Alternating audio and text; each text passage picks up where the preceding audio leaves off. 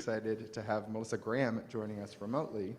Melissa Graham is on the Lsst data management team at the University of Washington, and she's going to be telling us a little bit about how we might actually be able to do supernova science with Rubin. You're all set here, Melissa. Wonderful, thank you. Thank you both for that introduction. You should be able to hear me and see my slides. Yep, looks and sounds okay, great. so great, wonderful. So my name is Melissa Graham and I'm research staff at the University of Washington, where I work for the Reuben Observatory as a data management science analyst and as the lead community scientist. So today I'm going to start with a beginner level introduction to Reuben Observatory and its legacy survey of space and time, the Lsst, and then describe the specific Lsst data products that will be most relevant for transient astrophysics, and wrap up with a few examples of how I'm planning to do some of my supernova science with the Lsst data products. So to start, surveying the universe is by no means a new endeavor. At optical wavelengths, we have looked with our eyes, our cameras, our telescopes, as in the three images here of humans under a night sky. So ever advancing technology allows us to survey wider regions of sky faster into greater depths. The image at right is a photograph of the Sloan Digital Sky Survey, the SDSS, a 2.5 meter telescope at Apache Point Observatory in New Mexico. The SDSS began in the year 2000, and a single image from the SDSS covered an area of about 8 times that of the moon. At the time, the SDSS created the most detailed wide area map of the universe in optical colors. The SDSS was revolutionary, not just for the major scientific discoveries that were made, but also for who made them. The SDSS collaboration enabled many astronomers and students from around the world to use the data by making it publicly available and accessible at skyserver.sdss.org. So it's now 22 years on from the start of SDSS, and astronomers have more open astrophysical questions about the universe than ever. So we look to the next generation of sky surveys, such as the Reuben Observatory and its Lsst. The 4 science pillars of the Lsst are, broadly, to significantly improve our understanding of cosmology, transient phenomena, the Milky Way, and the solar system. So major scientific advances in all 4 of these areas can be accomplished with the Reuben Observatory because of how it was designed and built and how it will be used. The Reuben Observatory is currently under construction in Chile in South America. The telescope's primary mirror is large at 8.4 meters in diameter, but its overall design is very compact, as you can see in the inset at upper left. Its camera has a wide field of view at 9.6 square degrees, which is many times the size of the moon, as you can see in the inset at lower right. Here I've listed the single image depths for point sources in all 6 filters, and also the expected depths across the main survey region after 10 years. Technical details about the observatory design and the science goals can all be found in Ivizic et al. 2019. So the Reuben Observatory will be able to survey wider, deeper, and faster than any previous sky survey. A map of the Lss's regions is shown here at left, with color corresponding to the number of visits or observations over 10 years. The main survey, also called the Wide, Fast, Deep survey, will cover about 18,000 square degrees and revisit each field over 800 times over the 10 years. There will also be at least 5 deep drilling fields and coverage for the North Ecliptic Spur, the Galactic Plane, and the South Celestial Pole. Exactly how to optimize the survey strategy parameters, such as distribution of visits per filter, the time gaps between visits, and options such as rolling cadences, remains an open question. As many of you know, a lot of work is being directed towards that effort, but I'm not going to be covering survey strategy today. Regardless of the survey strategy adopted, the final Lsst 10-year sky map will be like having 3 million of the images at left tiled over the entire southern sky. The Reuben Observatory's total data holdings will start at 40 petabytes and grow to more than 300 over the 10-year Lsst. So the Lss's data will be of unprecedented volume and complexity. A considerable amount of innovation is required to meet the challenges of processing and calibrating that data. Towards this end, Reuben Observatory is building the Lsst science pipelines. Colloquially known as the stack, this software will process the images and produce a variety of data products. I will focus on the specific LSSD data products that will be most useful for supernova science in a few minutes. But first, I want to make the point that it will not be possible to download the entire Lssd dataset. Scientists will need a venue for next to the data analysis. And this venue is the Rubin Science Platform, a set of integrated web-based applications and services running at the Reuben Observatory data access centers. The Rubin Science Platform includes tools to query, visualize, subset, and analyze the full LSST data archives in a stable software environment, which also provides storage space, compute resources, and remote access options. So the volume and complexity of the Lssd dataset and the scope of the tools required to make full scientific use of it present a learning curve for everyone. With the survey currently scheduled to start in late 2024, and the first data release thus expected in late 2025, there is time to prepare, and this is where the Reuben Observatory data previews come in. The first data preview 0 is happening now with a small set of users accessing simulated LSST-like data products in an early version of the Rubin Science Platform. Data previews 1 and 2 will be based on real commissioning data and are expected in 2024 and 2025. Preparation for the LSST is also, as most of you know, happening within the 8 LSST science collaborations. These are independent worldwide communities of scientists, self-organized into collaborations based on their research interests and expertise. Together, they lay the groundwork necessary to prepare for the LSST and advise the Reuben Observatory on operational strategies and data products to accomplish specific science goals. Their communication infrastructure is supported by the LSST Corporation, the LSSTC, who also procures and distributes funds for their activities, such as this great workshop. So before we dive into the details about the LSSD data products for supernova science, I want to provide you with 3 resources for learning more about Reuben Observatory. The first is the Rubin Community Forum at community.lsst.org. Most of the content is publicly viewable, and anyone may make an account and post topics or reply to others. The forum is a venue for Q&A with Rubin staff like me, for discussions between scientists, and for information distribution via the news category.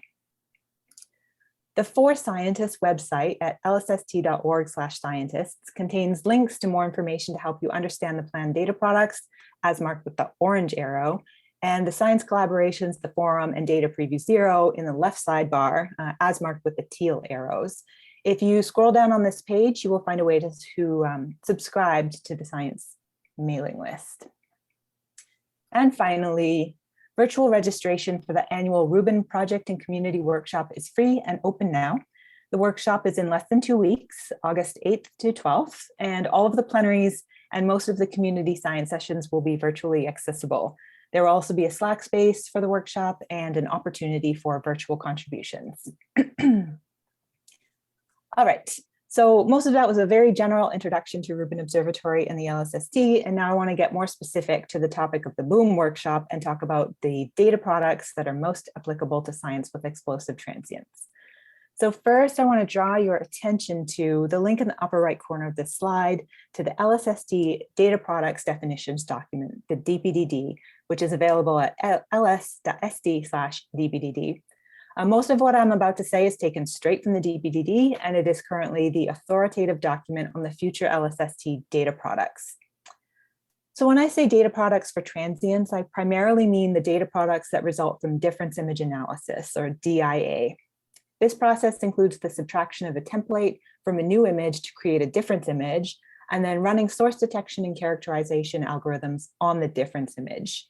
DIA will happen promptly within 60 seconds of image readout, and information about the sources detected in the difference image will be distributed by Reuben Observatory to the independent alert brokers, where they can be filtered and analyzed by users. Within 24 hours, the results of DIA become available in the prompt products database. And on a yearly basis, all of the LSSD images are reprocessed with the latest version of the LSSD science pipelines, including DIA, and the results become part of the annual data release. So both the prompt products database and the annual data releases will be available to users to analyze via the Rubin Science Platform. This slide presents essentially the same information, but organized by data product type instead of timescale. So the imaging data products that will be useful for transient science include the process visit images, which are also called the single visit or direct images, the difference images and the templates, and the deeply co-added images, the latter being most useful for host galaxy identification. The catalog data products that will be useful for transient science include, as previously mentioned, the results of difference image analysis, the DIA source and DIA object catalogs. There will also be a DIA force source catalog containing force photometry in all difference images at the locations of all DIA objects. The object catalog containing measurements for detections in the deeply co-added images will also be useful for host galaxy identification. And then finally, of course, there are the alert packets, which contain the DIA source record that triggered the alert, the associated DIA object, the past 12 months of associated DIA sources and DIA force sources, and image cutouts. So I'm going to stop short of reviewing like this specific schema for these catalogs and instead just rate a few frequently asked questions regarding time domain data products. So one question we get a lot is, will there be host association for DIA objects? And the answer is yes. The Lsst object ID for the 3 nearest stars and galaxies by on-sky distance, and the 3 nearest extended objects by a separation distance that accounts for galaxy size, and also the object ID for the nearest low redshift galaxy. All of these will be sort of pre-computed and included in the alerts and in a DIA source. Second question, will there be pre-covery limits / photometry for new DIA objects? Yes. For a new DIA object, a table of the date filter and the difference image noise, so that you get upper limits from the past 12 months, are added to the first alert. And then within 24 hours, forced photometry on all difference images covering the DIA object's location in the past 30 days will be available in the prompt products database and will be added to future alerts for the same DIA object. Will there be derived variability parameters for DIA objects? Also, yes. The exact parameters remain to be determined, and you can see a lot more about what we're thinking about in ls.st/DMTN118, where DMTN is data management tech note. But those parameters will include periodic and aperiodic statistics for the light curve, things like the frequencies from a periodogram, amplitude, slope, skewness, Stetson J parameter, that kind of stuff is all sort of on the table to be included. Another question we get a lot, how are the template images made or going to be made? This is still a little bit to be determined, but the DPDD is very specific that the co-adding process will take care to remove transient or fast-moving objects, and that the time range that goes into a template image will be chosen to minimize false positives due to high proper motion stars. This condition favors shorter ranges. And typically we talk about template images as being created from the previous year's images. So for every year, it's the year prior to that are used for the templates. Are alerts generated from the deep drilling field images? The answer to this is yes. So within 60 seconds, DDF images undergo DIA, just like images for the wide, fast, deep, and alerts are released. But they will be flagged as being part of a DDF sequence.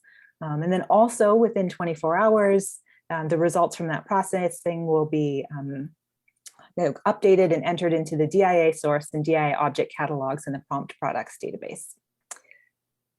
Another question, will there be alerts from nightly deep stacks of DDF images? And the answer to this one is probably not. The exact plan for this processing is still to be determined, but a nightly stack and difference would take place over a longer time scale, definitely not within the 60 seconds. And results would also be stored in separate tables. So you can read a little bit more about processing for what we call special programs in ls.st/DMTN065. Okay, so now that we know more about Reuben Observatory, I want to give you some concrete examples of how we will do supernova science with the Lsst. So I'm going to present some of my recent papers and describe how I might approach similar science goals in the future with the Lsst data products for time domain astronomy. So I primarily study type 1a supernovae, which are the thermonuclear explosions of carbon, oxygen, white dwarf stars. They're the ones with the standardizable light curves, so they're used as cosmological probes to constrain the nature of dark energy. Open questions about type 1a supernovae include which is the dominant progenitor scenario, a binary system in which the companion is another white dwarf, or is a main sequence or red giant star, as in the figure at right. Other open questions include the mechanism that causes the explosion and the role of the progenitor white dwarf's metallicity and or age in the observed diversity of type 1a supernova properties. So a few years back, myself, Peter Nugent, and Chelsea Harris and more were using HST to look for signatures of late time circumstellar interaction in the near ultraviolet. So the idea here was that in the single degenerate scenario, circumstellar material from the companion star can be observed, especially when it's impacted by the supernova ejecta. This is usually seen promptly after explosion, as in the case of PTF11KX presented by Dilde et al. 2012. But the question was, what if the CSM is further out and it's undetectable until late times? So of the 72 type 1a supernovae for which we obtained late time NUV imaging with HST, we saw a point source for one, as you can see in the image here left. A VLT spectrum within 30 days revealed hydrogen, and additional spectra show that this emission was declining over time pretty rapidly. These observations indicated that late onset CSM interaction does occur in type 1a supernova systems. And based on our 1 detection and 71 non-detections, our survey's upper limit on the occurrence rate of delayed CSM interaction in type 1as was about 6%. So when considering looking for late onset CSM interaction for low redshift type 1a supernovae with Reuben Observatory and the Lsst, we can start by asking whether such an endeavor would be scientifically useful, and whether it would be possible. So the answer to both is yes. With the Lsst, we would get not only a larger sample, but also an unbiased sample. So for the HST program, we stacked our target list with type 1a supernova subtypes that had been associated with non-degenerate companions, such as those that have an overluminous peak brightness. An unbiased sample would provide a more meaningful upper limit on the fraction of type 1a supernovae with late onset CSM interaction. And as an aside here, I want to point out the work of Dubé et al. 2022, who looked for late onset CSM interaction using archival galaxy imaging that overlap with an unbiased sample of type 1a supernovae. As to whether this would be possible to do with Lsst, based on the optical spectra of the hydrogen emission line that I showed in the previous slide, we estimate that the R band brightness was about 24th magnitude, which is brighter than the Lssd's single visit detection limit of about 24.5 magnitudes in R band. So yes, it should be possible to detect late time interaction with Lsst. So how would I go about doing this with the Lsst data products for transients? There are a few avenues of approach. One, I could write a broker filter that would identify Lsst alerts for R-band DIA sources at the location of known low redshift type 1a supernovae after the supernova emission had faded. And I want to acknowledge here that being able to do such a thing relies on all of the great work going into broker infrastructure and transient classification that we've heard so much about at this workshop already. Alternatively, I could use the Lsst catalogs to statistically analyze the late time forced source photometry for all DIA objects that are known low redshift type 1a supernovae. And then if I wanted to look for evidence of CSM interaction that was fainter than the Lsst's detection limit, I could use the Lsst science pipelines to stack weeks to months of R-band images or the forced photometry at the location of known low redshift type 1a supernovae. The optimal timescale for stacking the weeks to months is something we still need to learn from the duration of future late onset CSM interaction events. All right, so that's one project that I'd like to do in the future. More recently, I was working with an undergraduate student, Thomas Kennedy, here at the University of Washington to analyze my second set of nebular phase spectra for nearby type 1a supernovae.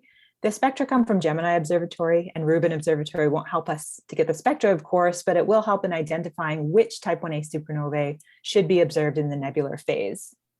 So for this paper, we used the Lsst Observatory Global Supernova Project to identify type 1a supernovae that were well suited for nebular phase spectroscopy.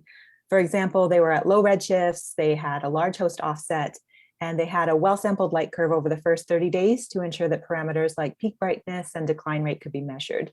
We also preferentially chose supernovae that had peculiar features. For example, 2017 CBV exhibited a blue bump in the first days of its light curve, as shown by Hassanzadeh et al. 2017, which could be indicative of a non-degenerate binary companion star. We looked for hydrogen emission in our spectrum, which was at 466 days after peak, but found none. And I'll note that neither did Sand et al. 2018 or Tucker et al. 2020, who analyzed late time data for 2017 CBV that was obtained like a little bit earlier than ours. Another standout of this sample of nebular phase spectra was the one for the subluminous supernova 2017 Lsd, which resembled 1991 BG at early times. So nebular phase spectra of 91 BG-like events are rarely obtained because they are intrinsically fainter and they decline rapidly. So we thought our 234-day spectrum of 2017 Lsd might be particularly interesting. And it was, but only because it was relatively normal looking, similar to 2011 FE and not like 91 BG at all. So we classified 2017 Lsd instead as a transitional type 1a supernova, like 1986G, as analyzed by Phillips et al. 1987 and Ashell et al. 2016. Our paper actually uses 2017 Lsd to do a deep dive into the nature of transitional type 1a supernovae, so definitely check that out if you're interested. Coming back to how Reuben Observatory would help with this kind of supernova science in the future, I think the main contribution will be photometry when the supernova is faint, so at very early and very late times. The ability of the Lsst to routinely detect blue bumps within days of explosion does depend on the final cadence. And this science goal is part of the motivation behind the Presto color cadence proposed by Bianco et al. 2019. Photometric monitoring at late times will also help us to optimize when the nebular spectra are acquired and to flux calibrate the spectra. I want to make the final point here that follow-up photometry with smaller telescopes like the Lsst Observatory will be essential for the study of nearby supernovae, as objects brighter than about 16th magnitude will saturate in a 30-second Lsst image. So also recently, I was working with the ZTF Bright Transient Survey, the BTS, and together with co-authors Christopher Fremling, Dan Purley, Rahul Biswas, Chris Phillips, Jesper Solomon, and more, we put together a paper exploring supernova siblings and their parent galaxies. The term supernova sibling refers to supernovae that occur in the same host or parent galaxy. In the BTS, as of September 2020, we had identified 10 ZTF-discovered supernova siblings in 5 parent galaxies. These supernova siblings, they're pretty cool. They're more than just an observational novelty, though. They are useful for comparative studies of supernova characteristics, such as type, brightness, and color, and the properties of their progenitor stellar populations, such as age and metallicity. Supernova siblings also provide multiple independent distance estimates to their host galaxy, which is useful for cosmological studies, as shown, for example, in Skolnick et al. 2020. So our paper takes a close look at each of our supernova siblings and the properties of their host galaxies. For example, the type 2b supernova 2019 EHK and the type 1c supernova 2020 OI, which have 5 known older siblings, all occurred near the center of the very photogenic Grandazide spiral Messier 100. We also compared distance estimates derived for type 1a 2018 BIG and type 2p 2019 NVM and find them to agree within their uncertainties. We wrap up this particular paper with an analysis of the relative rates of supernova siblings of different types. We make a comparison to earlier work by Anderson and Soto 2013, who analyzed supernova siblings from the Galaxy Targeted Survey and found that about 20% of their supernovae had a sibling, and that siblings were likely to be the same type of supernova. In contrast, the unbiased ZTF has a sibling rate closer to 1% and exhibits more of a mix of types. Although our sibling sample was still a little too small in 2020 to draw definitive conclusions, by year 5 of the ZTF, we can expect to have 50 to 100 siblings to analyze. And of course, in the Lsst era, there should be thousands of siblings among the millions of supernovae. But again, the cadence will determine the fraction of those with light curves that are well enough sampled for a useful photometric classification. In the future, we will be using the alerts or the contents of the prompt products database to classify the supernovae and the association between DI objects and extended objects in the deeply co-added images to identify the host galaxies. The object catalog and the deeply co-added images will also be used to derive the host galaxy properties. Okay, one final project that I'd like to discuss is this Decam deep drilling program that myself, Peter Nugent, Rob Knopp, and a long list of co-investigators started in 2021. Now, as you may know, the Blanco 4-meter telescope at CTIO is classically scheduled, which makes it challenging for time domain programs. So I want to particularly acknowledge that this DDF program is being executed under the Decam Alliance for Transients, DECAT, and that participation from the other PIs, Gautam Narayan, Armin Rest, Dylan Brout, and Antonella Palmese in particular, put in the time to make DECAT happen. As you may not know, I'm personally obsessed with feline science fiction, and so DECAT is basically my favorite acronym ever. Our program, our DDF program, uses 4 deep drilling fields in total. 2 are single pointings in the galactic plane, one in the east and one on the west, which overlap with the Decam plane survey, DECAPS. The other 2 are extragalactic fields. We use 3 pointings in the Cosmos deep field and 2 in the Elias deep field. The DECAT is typically scheduled with 3-night cadence, and the fields receive between 15 and 24 exposures per night over all filters, usually over 30 to 90 consecutive minutes. All of our images are public, and the paper just submitted makes over 4,000 light curves for transients and variables in the extragalactic fields, where our real bogus classifiers better trained available for analysis. So as we previously discussed, when Reuben Observatory begins operations in a few years, the time domain data on transients and variables will come from both the Lssd's wide fast deep main survey and its deep drilling fields, thereby providing a rich ecosystem of detections at different depths and timescales. Currently, the leading precursor for the wide fast deep is obviously ZTF, which produces a public alert stream. For this program, Rob Knopp has assembled the processing pipeline, which also produces public alerts. So with this DDF program, we have taken sort of one more step towards Rubin operations. Enriching the alert ecosystem is one of our technical goals for this DDF survey, along with providing DDF-like training sets for photometric classifiers. The main science goals include the discovery and characterization of fast and faint variables and transients, and several COIs are working to identify main belt asteroids and trans-Neptunian objects in the data too. So our first paper here characterizes the survey and our processing pipeline and presents a variety of these preliminary science results.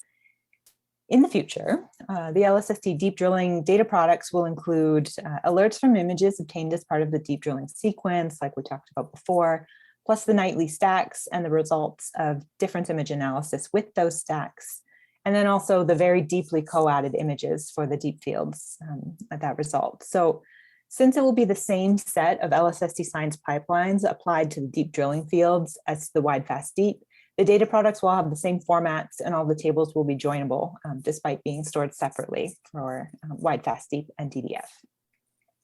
So that brings me to the end of my talk. So thank you so much for the organizers for inviting me to speak and for making virtual presentation possible.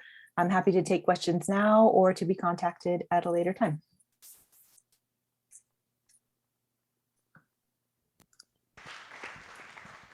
Thanks so much, Melissa, for joining us. And also thank you very much for sticking so well to time. So we do have time for questions if anybody has them. I'm sure there are many. Rob, you want to take the first one? Hi, Melissa, it's Rob. In your, when you were talking about the alerts that were going to be sent out, all right, so the following alerts will have forced photometry. In the first alerts, you said you were going to include the noise limits, and I guess I was confused where those were going to come from if they weren't forced photometry.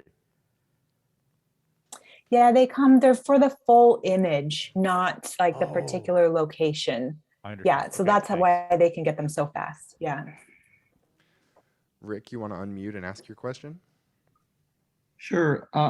After the last alert or the last detection, will we ever get force photometry beyond the last detection? Like, it'd be great if a month or two later, they would just give us the rest of the photometry.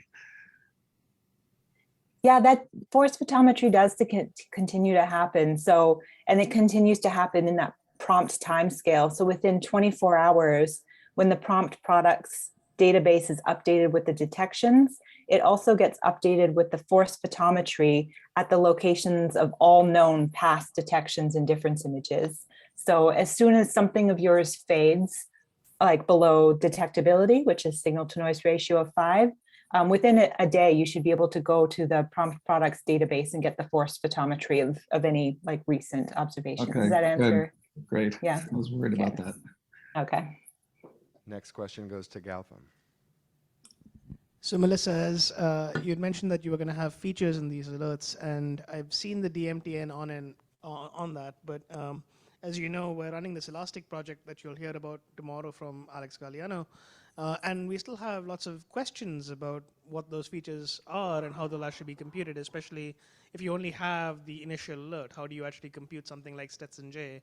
Has there been more work on the project side to define these things and even work with the broker teams to decide if they're actually useful? Because you've seen all of these machine learning talks that are using neural networks and whatnot, and none of them seem to be using traditional features anymore, as far as I can tell. Yeah, so I think that's one of the reasons why that this remains an open question and hasn't been settled. So DMTN 118, I believe it is, still sort of provides like an overview of all kinds of stuff that's possible. And I fully expect that this is a question to be resolved in communication with the community to see like what are brokers going to use, because it's a very limited amount of space in the alerts. And so we do want to make sure that whatever, goes in is stuff that's going to be used. So I think you'll see, I don't really have a time scale for like decision-making process, but I think you'll see more communication from Rubin with the community over the next like couple of years as we ramp up towards operations. And we're looking forward to also seeing like, what is useful to the brokers and what is learned from things like Elastic. Does that answer your question? Gautam says yes. He gives a thumbs up. Okay. Other questions? Dave Jones. Great talk. I was curious, I had kind of a question on your proposed CSM project, which sounds like a great idea, but it hits on a potential issue, and maybe this is a better question for the broker teams, but do you have an idea of like how easy it will be to do something like identifying when a supernova is rebrightening? Because I just kind of imagine this as a SQL query where you have to evaluate like the flux upper limits versus the point at which it's detected again, and it has to be long enough after the time of maximum so it's not rising the first time. So I guess generically I'd be really curious how easy it will be to kind of pick out features like that in a light curve in bulk for 10,000 transients. Yeah, I mean, I think about it as being like fairly easy, since normal type 1a supernovae, they just decline and don't reappear. But I think we probably will. It also depends a bit because we just have the one detection. So I don't even know what kind of diversity we're looking for in terms of signatures of CSM interaction yet, like well enough to write a broker filter about that. But something that's been gone and then reappears, I think that should be fairly, I think people are actually kind of already have some watch lists in some of the brokers now to try and do this, but I'm not sure. I think that didn't really answer your question, but we will see how easy it is once we start trying to do it, I suppose. And then I think I see Rick's hand up. Is that a previous hand up, or do you have a second question? Second question. Go ahead. Okay, thanks. So I have a question about coads. So in DES, for example, we have what we affectionately call N-1 coads, meaning if you're looking at a transient in year 3, and you want to study its host galaxy properties, there is an N- coad, which excludes year 3. So it's a pristine galaxy that's not contaminated by transient light. Are there any plans to produce something analogous for LSST?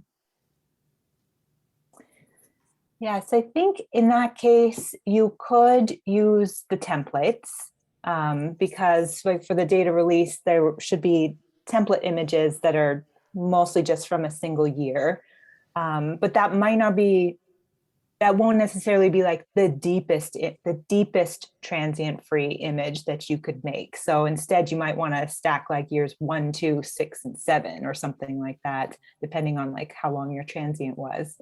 And in that case, that's pretty specific. So we leave that as a user generated product. So as a user, you would be using the Lsst science pipelines, identifying the location of your object of interest, and then you can stack like just the images that were obtained at that location, just in your time windows that you want. That should be fairly straightforward for users to do, to make these like, we call them custom coads. So I think those are your options. Does that make sense? Yeah, for a few, but if we wanted to do it for, let's say, just everything, all the supernova, that would have to be some kind of project because we wouldn't want to duplicate it between the different science groups. So some coordination might be useful at some point. Yes, it would. That's a lot of reprocessing. So we would, that's quite a bit of, that would take quite a bit of compute resources. So I think in that case, you might even find yourself in the situation of having to ask for extra compute resources at the Rubin Science platform to undertake something on quite that scale. And so, yeah, making those results available and sharing them with the community, I think would be a good practice. We don't actually have the policies sort of written for that yet, but I think that's kind of how something like that would go. But sorry to keep pestering, but you did mention that we would at least have yearly coads, and that might actually be good enough for most of what we need.